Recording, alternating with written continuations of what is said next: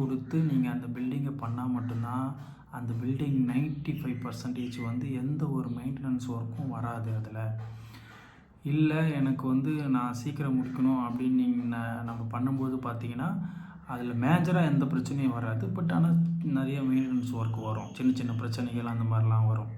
ஏன்னா நம்ம வந்து ஒரு காங்கிரீட் போடுறோன்னா அதுக்கு ஒரு 1 வீக் 2 வீக் நம்ம க்யூரிங் பண்ணணும். ஒரு பிரிக் ஒர்க் பண்ணுறோன்னா ஒரு 1 வீக் க்யூரிங் பண்ணணும். ஒரு பிளாஸ்டிக் பண்ணால் 1 வீக் க்யூரிங் பண்ணணும். ஸோ அந்தந்த டைம் அதெல்லாம் கொடுத்துட்டு அந்த மாதிரி பண்ணும்பொழுது தான் நம்ம வந்து பில்டிங் வந்து கரெக்டாக ஸ்ட்ராங்காக இருக்கும். நம்ம பிரிக் ஒர்க் முடிச்சுட்டு உடனே என்ன பண்ணுவாங்க, உடனே வந்து ரூஃப் அடிக்க ஆரம்பிச்சிருவாங்க. ஸோ அந்த மாதிரிலாம் பண்ணிங்கன்னு பார்த்தீங்கன்னா நம்ம வந்து அந்த பிரிக் ஒர்க்லாம் கொஞ்சம் வீக் ஆகிடும். ஏன்னா நீங்கள் நல்லா க்யூரிங் பண்ணிவிட்டு அப்புறம் ட்ரை பண்ணிவிட்டு அதுக்கப்புறம் தான் நம்ம ரூஃப்லாம் அடிக்கணும். ஸோ அதுக்குன்னு ஒரு டைம் இருக்குது. அந்தந்த டைமை கொடுத்து நம்ம பண்ணும்போது பார்த்திங்கன்னா டைம் கொஞ்சம் பில்டிங்கோட டியூரேஷன் வந்து கொஞ்சம் அதிகமாக தான் ஆகும்.